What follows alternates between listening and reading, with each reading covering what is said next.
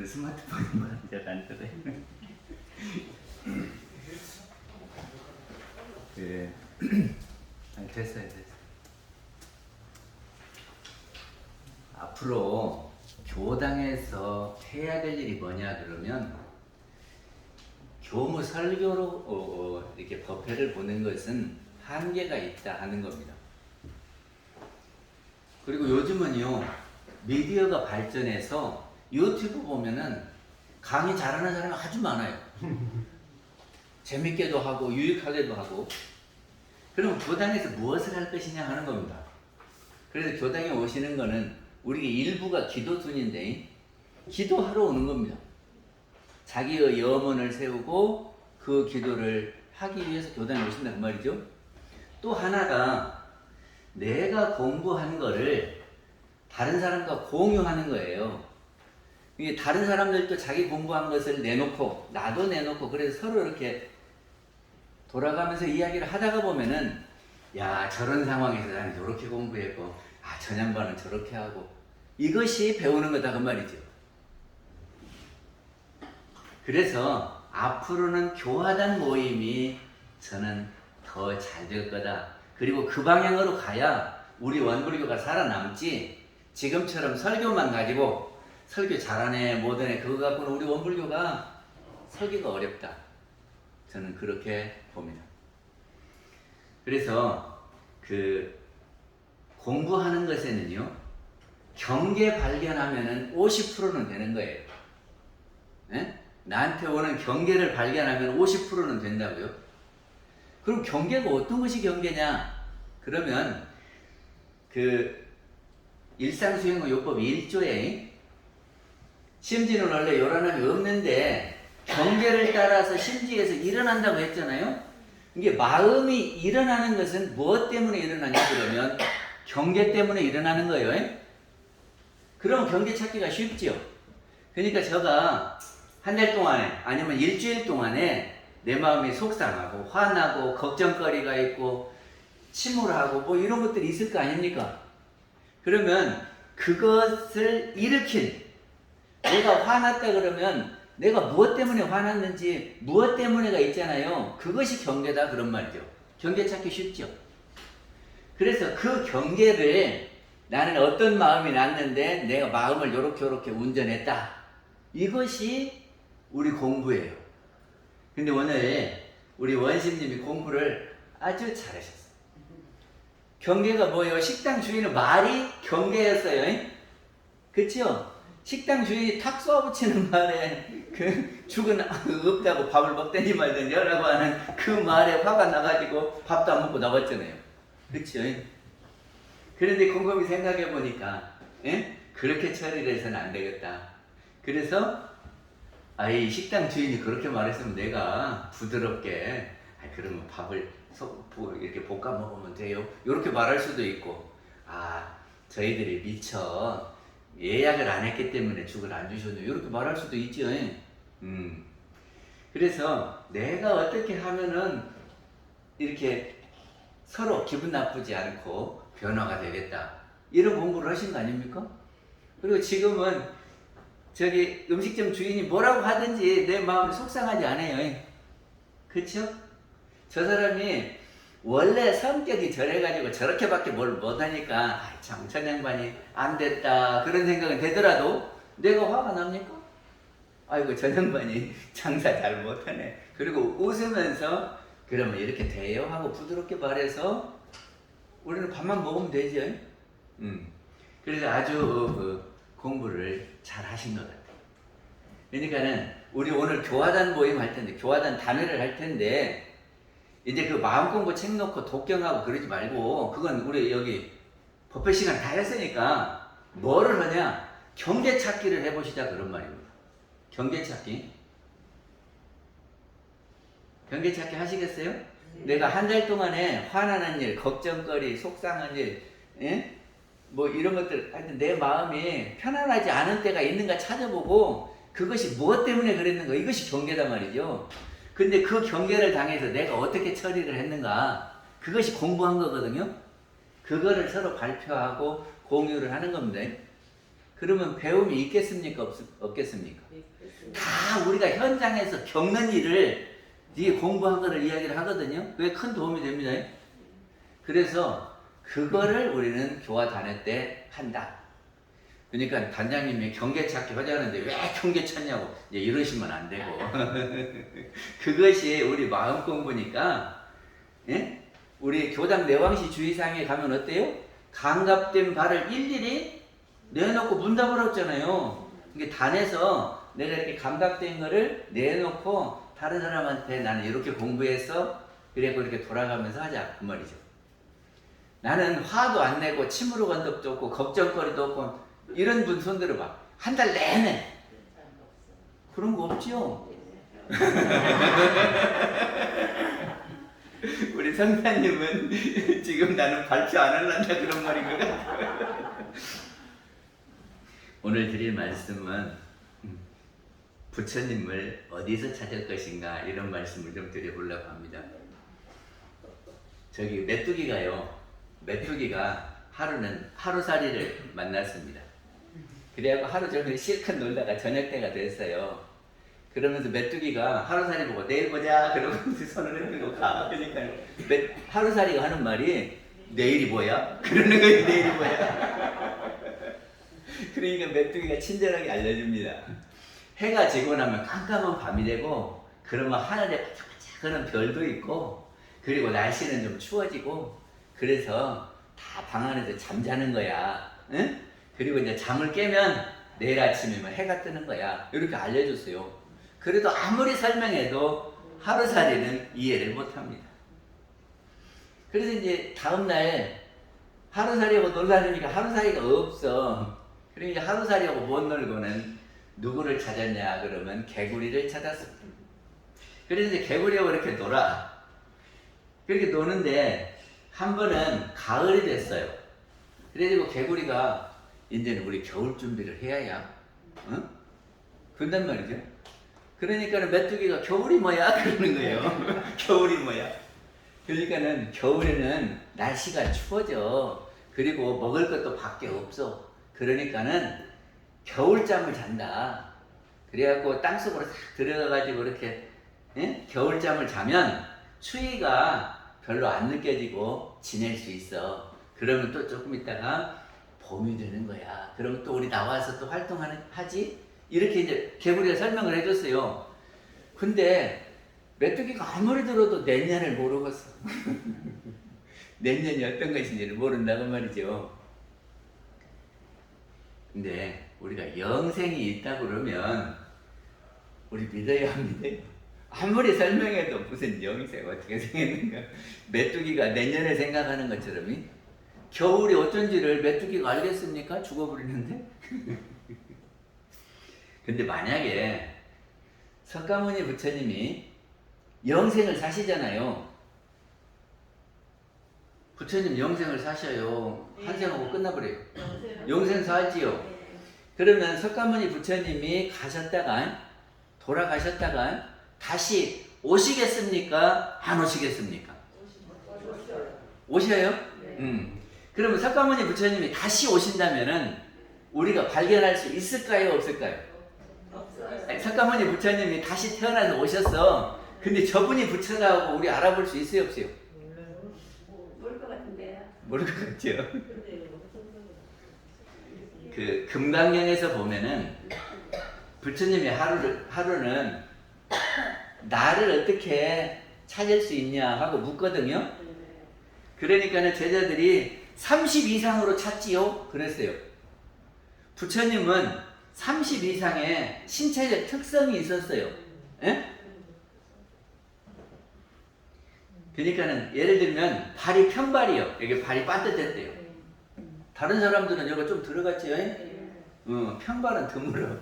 그리고 손은요 길어가지고 이렇게 하고 이렇게 쓰면은 이 무릎까지 왔대요. 길어. 응? 아니 그렇게 뭐 여기에 이제 저기가 뭐 백호가 있다고 그러고. 그래서 32가지 특징이 있는데 아니 그렇게 특징을 찾아보면은 부처님은 찾겠습니까? 눈 감고도 발 만져보고 이렇게 하면 찾지. 그러니까는 나를 외모로 찾는다면은 내가 외모가 멋있어서 부처라고 할 것 같으면, 예? 미남들이 미스터 코리아가 다 부처님 아니냐?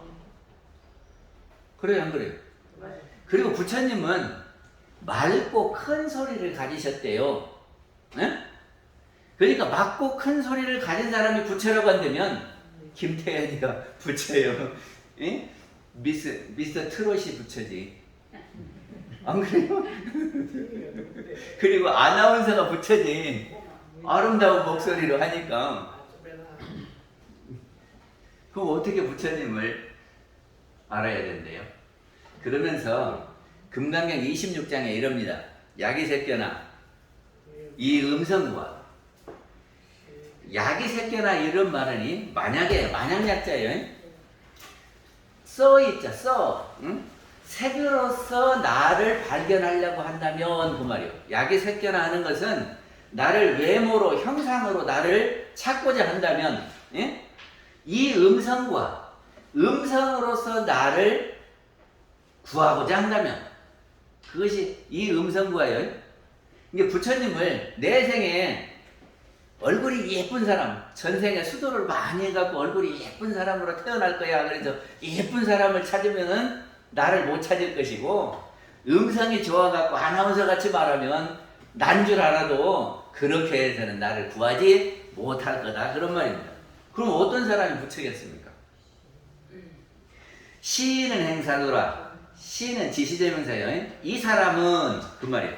그런 사람은 그 말이에요. 길을 잘못 간 거다. 사도를 간 거다. 정도를 간 것이 아니고 바른 길을 간 것이 아니고 잘못 가는 길을 가는 거다. 어찌요? 부처님을 외모나 음성으로 찾으려고 그러면 그거는 잘못 간 거다. 불능견 열애니라. 불능이다 그러는 것은 이루어질 수 없는 것이 불능이잖아요.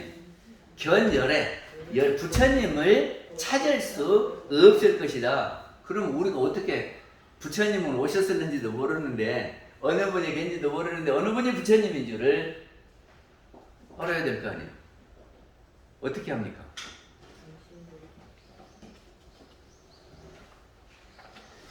저희 불지품 18장에 보면은 대종사님께서 봉서사에 가신 것이 있어요. 이 봉서사가 어디가 있냐면 봉동에 있어요. 봉동이 어디냐면 익산에서 이렇게 전주 가잖아요. 그러면 전주 쪽에 붙었어, 봉동이. 저기 익산 톨게이트에서 이쪽으로 가면 익산 가고 이쪽으로 가면 전주 쪽으로 가요. 그러니까 이쪽으로 가는 데가 다 봉동이에요. 근데 저 전주 있는 데만큼 가서 봉서사라는 절이 있습니다. 그 봉서사가 어떤 절이냐 그러면 진묵대사 있지요. 그 진묵대사가 계시던 절이에요. 거기서 오래 계셨어요. 그리고 진묵대사의 부도가 거기에 있습니다. 부도가 뭔 줄 아세요? 화장해갖고 저기를 요거를 재니까 유골인가 모르는데 하여튼 이렇게 담아서 돌에다가 이렇게 쌓는 거예요. 그리고 절에 가면 부도탑들 쭉 있지요. 그 부도가 진묵대사의 부도가 봉서사에 있어요. 그래서 대종사님이 제자들을 데리고 한번 봉서사를 가셨어요. 가보신 분 있습니까? 봉서사절? 울면하면 가고 아니, 봉서사 그렇게 큰 절은 아니요. 그렇게 큰 절은 아닌데 하여튼 진묵대사 부도가 있는 것이 특별합니다. 그리고 진묵대사가 계셔서 거기가 영험이 있는 절이라 그래요. 거기 갈 때 한 번은 법당 마루가 조금 탔더라고. 조금 탔어요. 그래서 여보 왜 이래요? 그랬더니 서울에서 어떤 사람이 우리 아들 나라라고 와서 기도를 하고 갔대요. 근데 가서 아들을 못 낳았다네? 그러니까 해도 쓸데없다고 와서 부르시더라고요. 하여튼 그런 절인데 대종사님이 이렇게 그 부도를 앞에 가서 봤어요. 근데 부도가요, 우리 부도 위에 이렇게 덮개가 있어요. 지붕처럼. 그리고 이렇게 타원형으로 이렇게 모셔져 있어. 근데 한 제자가 대종사님께 그러는 겁니다. 이 부도가 하얀해지면, 하얀하게 변하면 내가 다시 온 줄 알아라. 진묵대사가 그랬다네요. 그러니까 이제 한 제자가 대종사님한테 그 말을 하는 거예요. 아이고, 진묵대사가 내 부도가 하얀해지면 내가 다시 온 줄 알아라 그랬는데 하얀해졌네요. 근데 실제로 하얀해졌어요. 묘하게 이렇게 덮개가 있는데 한 3분의 1 반절이 하얀색으로 변했어, 돌이. 그리고 이 밑에도 좀 변했어요. 하얀색으로. 그러니까 하얀색으로 변했으니까 진묵대사가 오셨는지도 모르겠네요. 그랬단 말이지. 그러니까 대종사님이 빙긋이 웃었대요. 그러면서 그 제자한테 하는 말이, 자네가 진묵이 옆에 있다면 알겠는가? 그러셨다네. 아니, 우리가 부처님이 다시 오셔서 어디에 있다 그러면 얼른 알아볼 수 있냐 그 말이죠.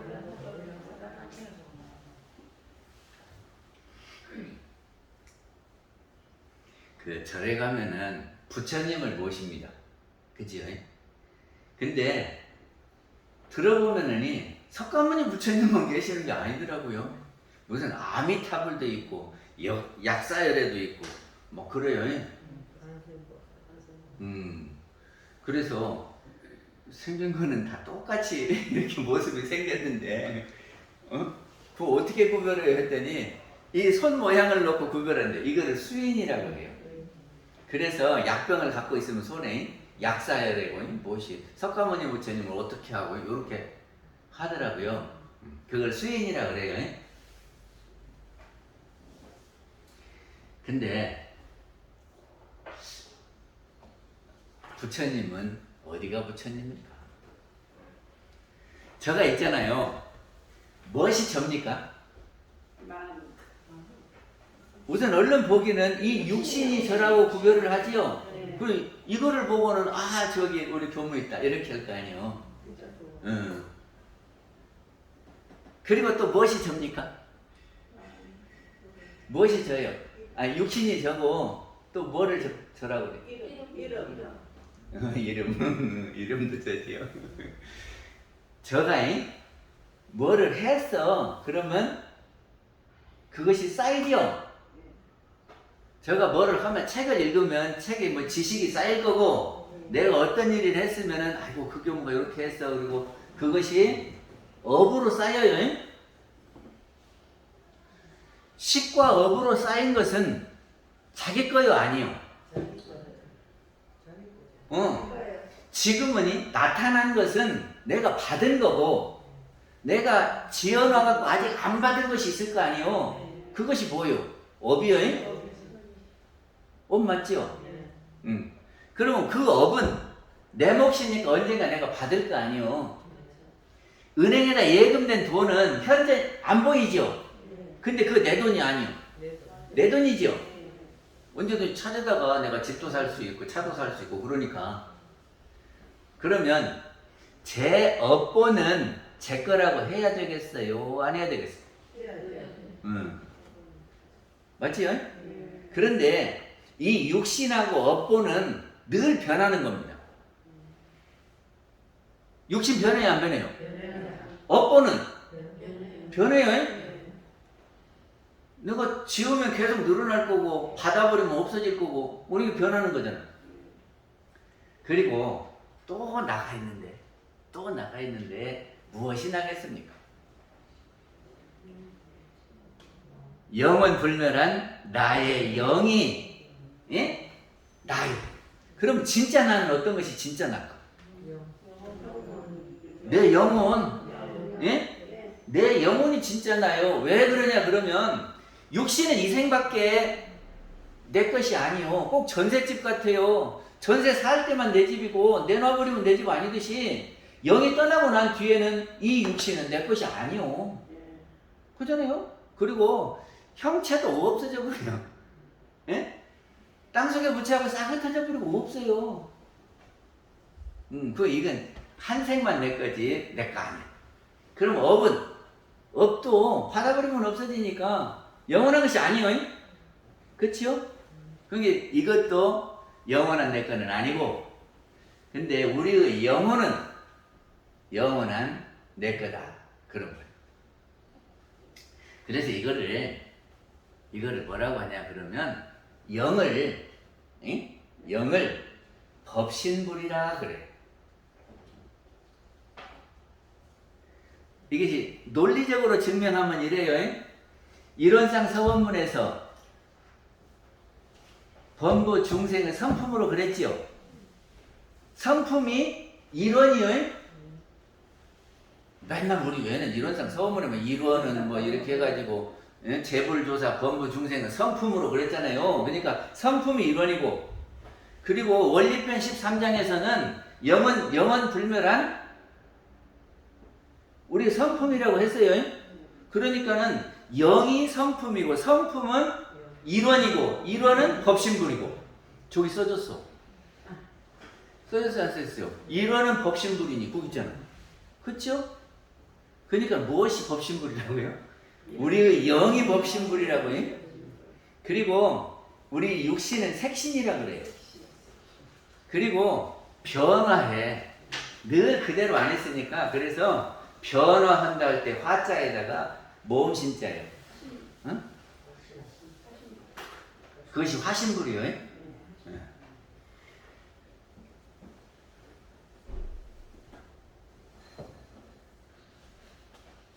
근데 우리의 이 영은 참 신비한 거예요. 신비. 그리고 정산 용사님께서 우주 만유는 영과 기와 질로 되어 있다 하고 원리편 13장에 그래요. 그러면 저는 무엇으로 되어 있어요? 영과 기와 질로 되어 있어요. 그러면 영이 뭐예요? 제 영혼이. 그리고 질은 뭐예요? 바탕이 되는 거, 이렇게 형체가 있는 거.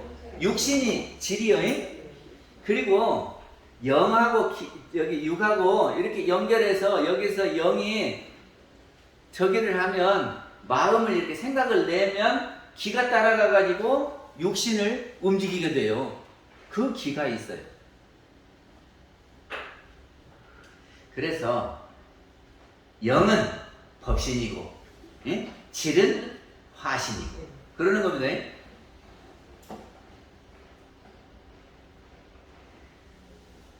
근데 이 영이 참 오묘하고 신비합니다.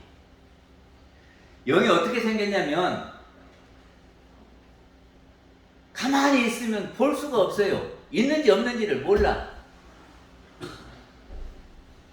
우리 영이 그러니까 언제가 가만히 있을 때요? 꿈도 없이 잠자고 있을 때는 우리 영이 가만히 있어요. 그러면 그 영을 있는지 없는지 몰라. 옆에 사람이 전혀 감을 못 잡아. 그죠? 아마 그 사람이 자고 있으니까 그 사람 속에 영이 있겠다 생각은 할지라도 영을 느끼지를 못해요. 그런데 그 영이 잠을 깨고 나면 초롱초롱해지네. 그죠? 그래서 초롱초롱해지는 것을 정신이라 그래요. 그러니까 영은이 아무것도 없어요. 형상이 없어. 형상이 없으면 크다 작다가 있습니까 없습니까? 크다 작다가 없어요. 그러면 더럽고 깨끗하다는 있어요 없어요? 아, 형상이 없으니까 뭐 더럽히실 데가 어디가 있어요? 보리 본문 쓰고 명경 역비되지. 지금 제가 뭔 말했어요? 저기가 육조대에서 개성한 거예요. 명경도 대가 있는 것이 아니다. 그러니까 무엇이 이렇게 있어야 거기다 때가 묻지. 아무것도 없는데 어디가 때가 묻겠냐. 그러니까 우리 영은 텅 비었으니까 불구부정이에요. 그리고 증감도 없어요. 그 자리는. 그래가지고 초롱초롱하면서 묘하게 영이 알아. 이거를 영지라고 그래요. 그러니까 정신이 들면 이놈이 초롱초롱해져갖고 뭘 보면 알아. 예? 그래서 성품과 정신이 본체예요, 본체. 그리고 여기에서 경계를 이렇게 대하죠? 그러면 이게 영지가 탁 가서 보고, 이것은 뭐 하고 분별을 한다. 그런 말이에요. 그래서 분별하는 것이 다른 말로 하면 분별심, 생각이에요. 생각이 그렇게 나오는 거예요. 영에서 경계를 따라서 생각이 만들어져요. 이게 영은 변함없는 늘 그대로 있는 것이고, 이생만 있는 것이 아니라 내생까지 계속되는 것이고, 만들어진 생각은 경계에 따라서 만들어졌다가 없어지는 거예요. 경계에 따라서 있다가 없어져 버리는 거예요. 근데 없어지면 어떻게 하냐 그러면, 영지가 가서 이렇게 비춰갖고 생각이 났잖아요. 그럼 이 생각이 없어지면 영지는 다시 본래 자리로 가버리는 거잖아요. 그러니까 이 생각을 일으킨 여기에서 떨어져 나와버리는 거예요. 근데 이게 떨어져 나오지 못하고 얘가 붙어 있으면 이거를 뭐라고 하냐 그러면 주착심이라고 그래요. 예? 한번 생각을 했는데 거기서 못 떨어져 나오고 계속 그 생각을 하고 있으면 주착심이라고 한다고 그래요. 어쩔 때 주착심이 생겨요? 내가 억울한 일 당하면 주착심이 생겨. 그쵸? 억울한 일 당하면. 제가 옛날에 자전거 잊어버리니까 계속 자전거, 그때 저한테는 엄청난 재산인데 자전거가. 그럼 잊어버리니까 계속 그 생각만 하고 있는 거예요. 맞아요. 수업 시간에도 그 생각하고, 누가 나한테 욕했다 그러면 저 자식이 왜 이랬다, 저놈을 어떻게 할까, 어떻게 해야 원수를 갚을까, 그러고 있으면 그거 주착심이에요. 그리고 떨어졌더라도 이놈을 저장을 해요. 저장을 해요. 그래갖고 남아있어. 물론 나중에 가면 없어지지만 저장이 돼 있어요. 그러면 이 저장된 것이 가만히 있는 것이 아니라 다시 영지가 이렇게 나올 때는 딱 따라서 나와. 떨어져 있다가도 나와.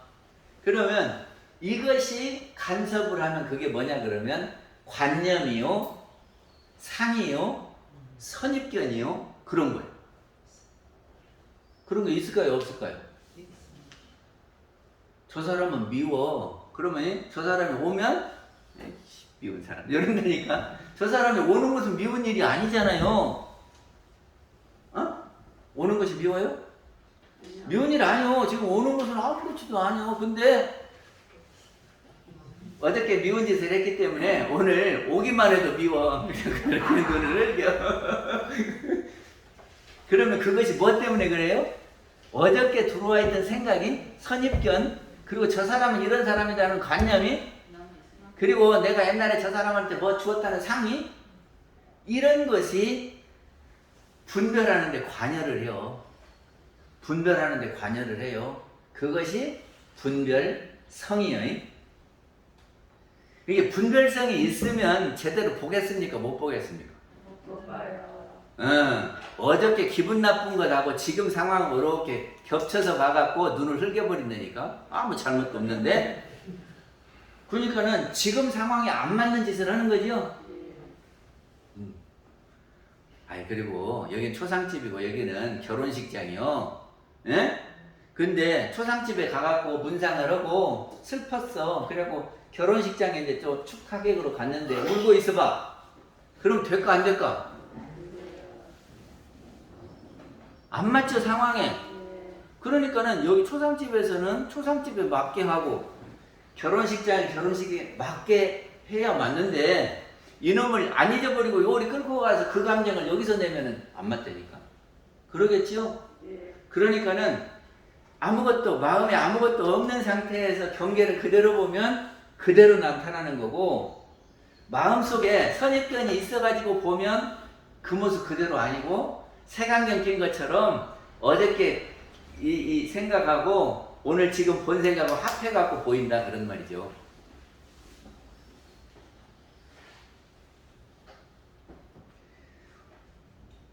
아무튼 영, 본래의 영, 이게 법신불입니다. 법신불이라는 말은 법신, 부처님 이런 말이에요. 그렇죠? 네. 그래서 법신불은 진짜 나고 주인이. 맞습니까?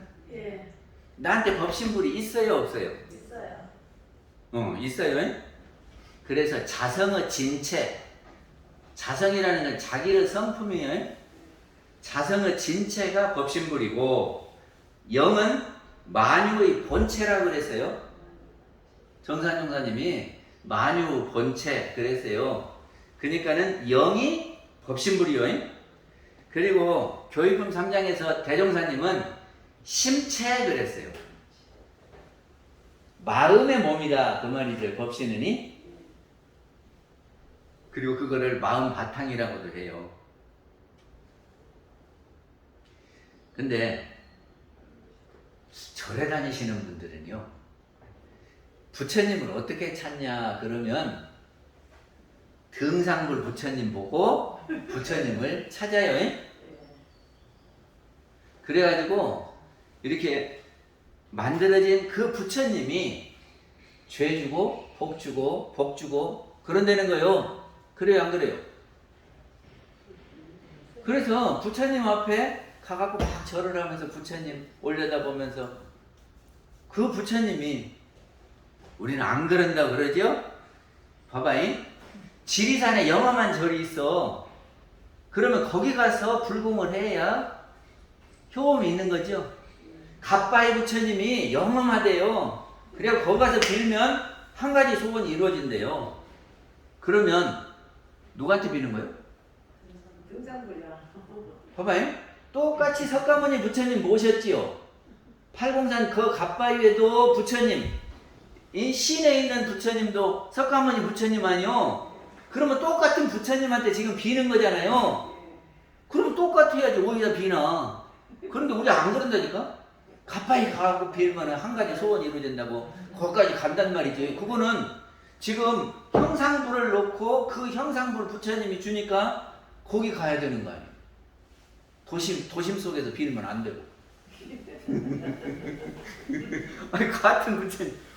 그리고요, 저기가, 속리산 가면 큰 부처님 있어, 대불. 응? 있어요. 그러면 참 위대한 부처님이고, 조그맣게 이렇게, 지금 우리 저기 가면, 생활관에 가면, 이렇게 목 위로만 있는 부처님이 있거든? 그 부처님은 아무 효험도 없는 부처님이죠? 아니요. 아니, 똑같이 생각이 돼요? 예, 저기 아니, 커야 멋이 줄 것 같고, 그냥 조그맣게 이렇게 증명사진 같이 해놓으면 아무것도 안 줄 것 같잖아요. 근데, 이 등상불은 석가모니 부처님의 상징이에요. 그렇게 알아야 해요. 그러니까, 대단정 목사님께서 뭐라고 했냐면, 초등학생은 등상불 부처님이 모든 것을 다 줘갖고 그분이 부처다라고 알고 있는데, 지금 절에 다니시는 분은 그런 분들이 많다니까. 안 그래요? 맞아요. 그리고 중학교 정도가 되면, 수준이 중학교 정도가 되면 석가모니 부처님이 부처다 이렇게 안 돼요. 왜 그러냐면 전기전집을 읽어봤거든. 그러니까는 2500년 전에 갑이라고 이렇게 태어나셔가지고 유성 출가를 해서 돌을 닦으시고 그래가지고 대각을 하셔갖고 그분이 부처다 이렇게 하는 거요. 맞죠? 예. 그리고 조금 유식한 사람은 거기까지 알아. 근데 조금 이제 열린 사람은 어떻게 하냐? 석가모니 부처님도 우리랑 똑같은 인간이요. 근데 왜 부처가 됐냐 그러면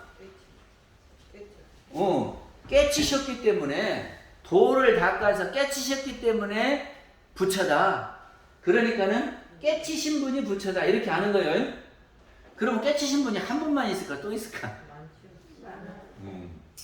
깨치신 분이 부처다 아는 정도는 고등학교 정도 수준은 된다 그러셨어요. 그리고 대학생 정도, 이제 이 정도 가야 되는 거예요. 대학생 정도 가면은 영이 어디가 있냐 그러면 자연을 움직이는 영이 있습니다. 지금 바람이 불고, 예? 물이 흐르고, 이것이 그냥 되는 것이 아니라 무엇의 작용에 의해서 돼요. 근데 그게 뭐냐면은 기의작용이에요. 기의작용. 그래서 그것이 천지기운 그러거든. 천지기운에 의해서 바람이 불고 물이 흐르고 이렇게 하는 거예요.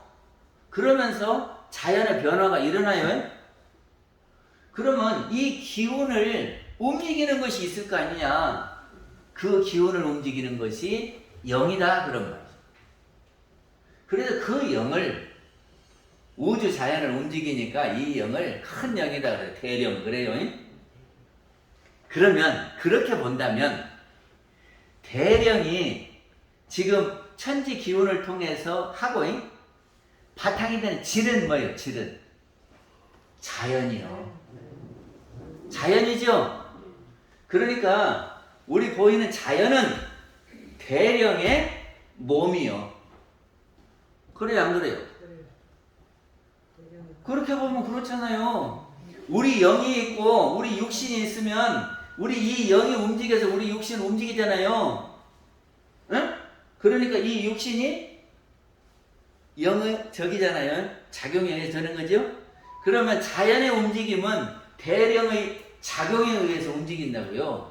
그러니까 자연은 대령의 몸이요.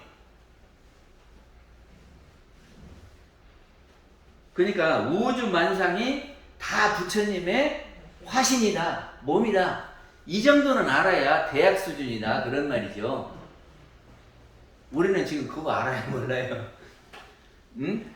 자연이 부처님의 몸이다 이렇게 압니까? 아니면 저건 아무것도 아니요. 그럽니까? 부처님의 몸이다.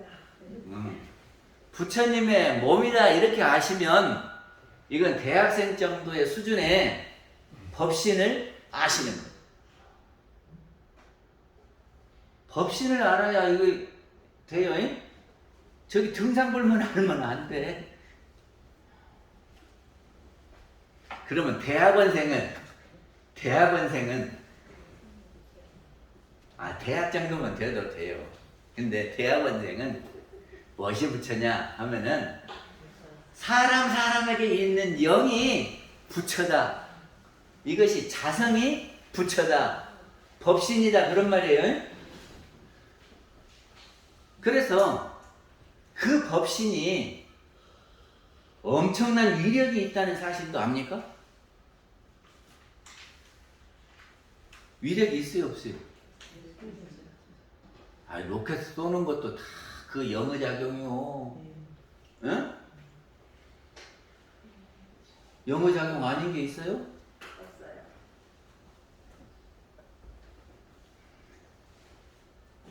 그래서 우리가 수행을 하고 무엇을 하고 이렇게 저렇게 하는 것은 다 우리의 영이 들어서 하는 거예요. 그거를 계령이다 그럽니다. 계령.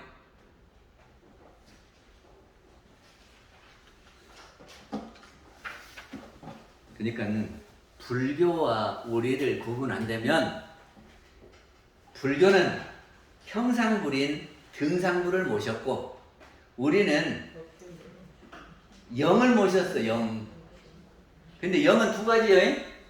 하나는 대령, 하나는 계령. 근데 영이 형상이 있어요, 없어요? 없어요. 형상이 없지요.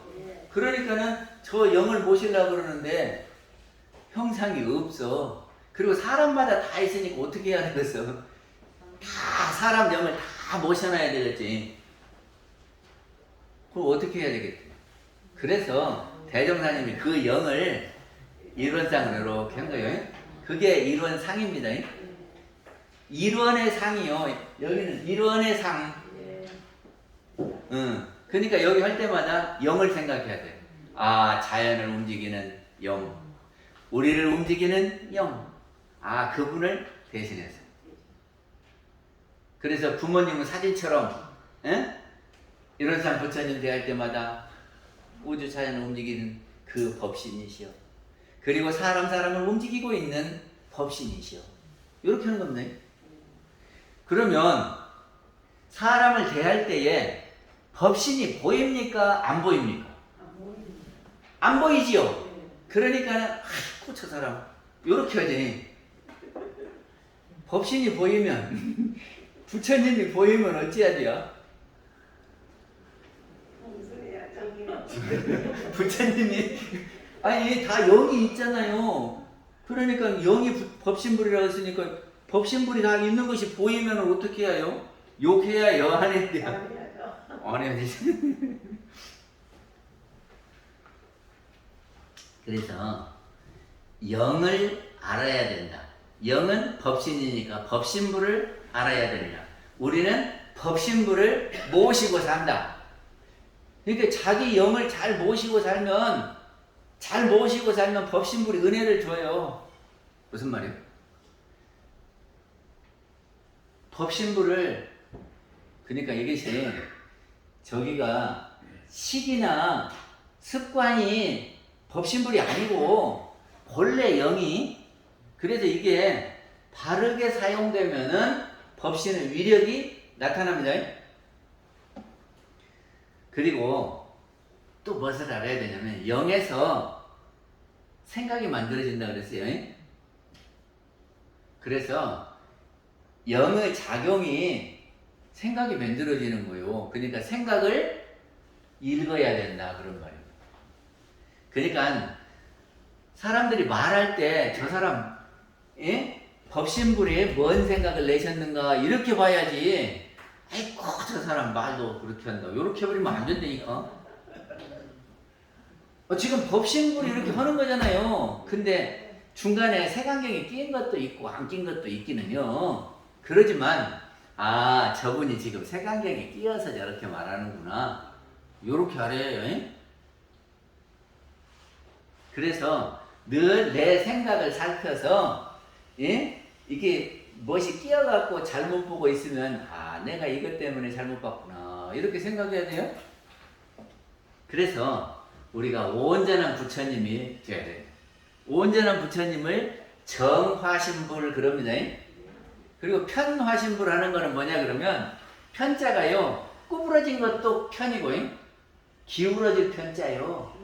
그리고 또 하나는 조각 편자요. 응?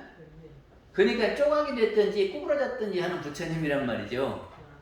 그거는 무엇 때문에 그래요? 이것이 낀 것 때문에 그래요. 셀로판지를 빨간 것을 하면 빨갛게 보이고요. 이것이 착색돼서 보이는 거예요. 그것이 편화신불이고 바르게 안 보였으니까. 그래서 우리는 뭐 화신불이 돼야 된다고요? 정화신불이 돼야 돼. 그러니까 어떻게 해야 법신을 알고 내가 생각 나오는 것을 읽으면 정화신불이 될 수 있다. 마치겠습니다. 감사합니다. 교수님 설교 감사합니다. 네, 성가를 정리하겠습니다. 다음은 우리 상황입니다.